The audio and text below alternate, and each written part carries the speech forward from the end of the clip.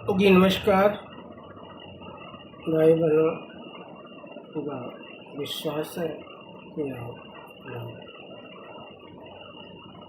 सकुशल होंगे, सुखी होंगे, खुश और प्रसन्नचित होंगे। भाई बहनों, आज मैं आपके सामने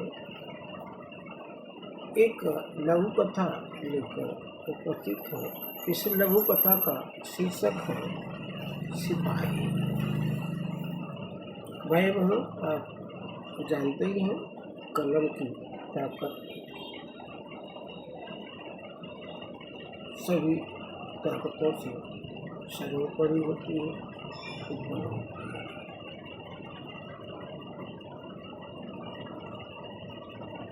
इसी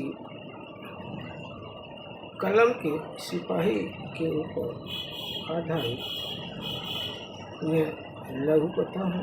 तो आइए सुनते हैं लघु कथा सिपाही। साहब की बदतमीजी से तिलमिलाकर राधे श्याम बाबू घनश्याम बाबू से बोले, बाबू ये साहेब भी निम्न श्रेणी के कर्मचारी थे, आज बड़ा अफसर बन गए हैं, सिर्फ चमचागिरी के बल होते हैं। चौपट साहब से ज़्यादा पढ़े लिखे तो बेचारे चपरासीगिरी कर रहे हैं। घनश्याम बाबू न जाने क्यों ये चौपट साहेब तुमसे खाए रहते हैं,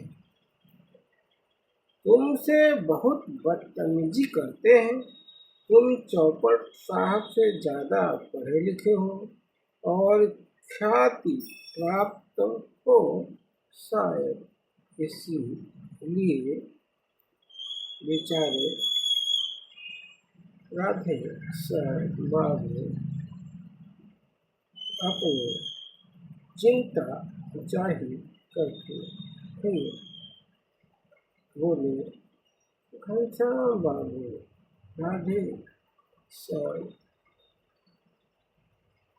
की बातों पर निश्चित विचार व्यक्त करते हुए बोले, घनश्याम बाबू जलने दो, खुद जलकर राख हो जाएंगे। घनश्याम बाबू जलने दो, खुद जलकर राख हो जाएंगे। राधे श्याम बाबू बोले, दुर्जनता सजनता को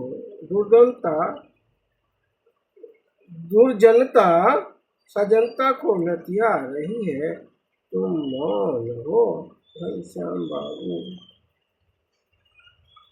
उनको प्रत्युत्तर तो देना ही चाहिए।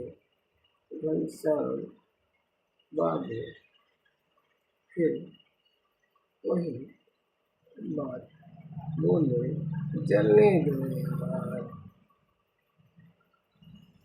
जलने दो। घनश्याम बाबू बोले, राधे श्याम बाबू कलम का सिपाही मौन रहता है, जलने वालों को जलने दो। जानते हो ना, हाथी चलती है तो कुत्ते भौंकते हैं, जलते हैं तो जलने दो। जमाना जरूर थूकेगा चौपट साहब के मुँह पर, देखना, याद रखना। चौपट साहब तो लोग क्या कहेंगे और हमें लोग क्या कहेंगे। हिटलर भी तो इसी धरती पर पैदा हुआ था ना।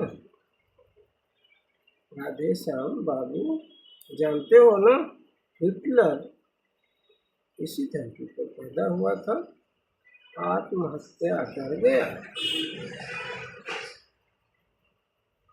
राधे श्याम बाबू घनश्याम बाबू की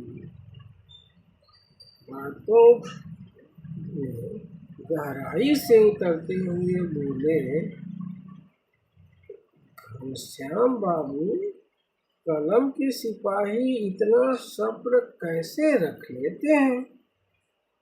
घनश्याम बाबू बोले, कलम की घाव हरी होती है राधे श्याम बाबू, कलम के सिपाही मौन ही रहते हैं पर अपना काम करते रहते हैं। कलम की घाव कभी नहीं मुरझाती। कलम से निकलने वाली स्याही भले ही काली हो पर अक्षर जो बनते हैं हमेशा हरे रहते हैं। घनश्याम बाबू फिर से बोले, राधेश्याम बाबू, कलम के सिपाही मौन रहते हैं परंतु कलम की घाव हरी रहती है।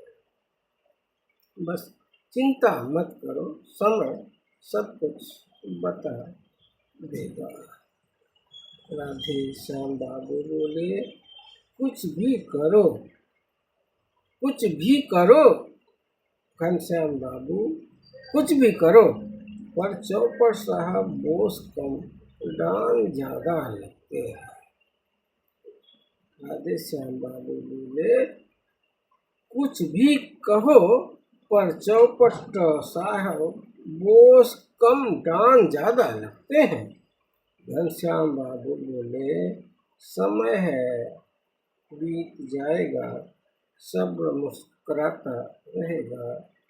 घनश्याम बाबू बोले, राधे श्याम बाबू, याद रखो यह भी दिन बीत जाएगा, यह भी दिन बीत जाएगा।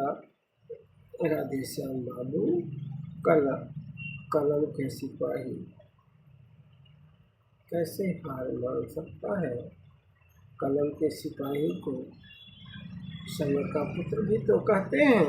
समय है बीत जाएगा, सब सब्र मुस्कुराता रह जाएगा, यह भी दिन बीत जाएगा। राधे श्याम बाबू, बीत जाएगा। राधे श्याम बाबू बोले, बाबू तुम तो वो हस्ती हो। राधे श्याम बाबू बोले, बाबू तुम तो वो हस्ती हो जिसे देखकर चौपट साहब भौंकने लगते हैं। बाबू तुम तो वो हस्ती हो जिसे देखकर चौपट साहब भौंकने लगते हैं और तुम बेखबर सदमार्ग पर बढ़ते रहते हो। घनश्याम बाबू, कलम के सिपाहियों को घनश्याम बाबू, कलम के सिपाहियों को हर युग ने सलाम किया है और हिटलर बदनाम हुए हैं कंस जैसे। बाबू, कलम के सिपाहियों को हर युग ने सलाम किया है, मैं भी तुम्हें सलाम करता हूँ, मैं भी तुम्हें सलाम करता हूँ। भाई बहनों, लव कथा आपको कैसी लगी? जैसा कि आप जानते हैं कि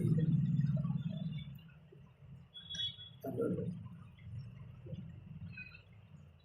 बॉस ज़्यादा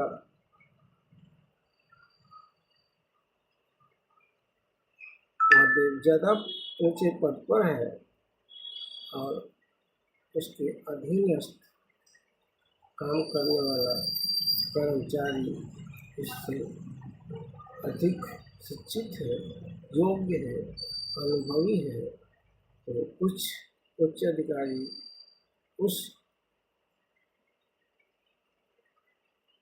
निम्न श्रेणी कर्मचारी अधिकारी को सम्मान देते हैं, उसका सदुपयोग करते हैं, परंतु कुछ हिटलर जैसी मनोवृत्ति के अधिकारी इस उच्च शिक्षित अनुभवी कर्मचारियों का दमन करते हैं। इसी मुद्दे पर यह कहानी थी।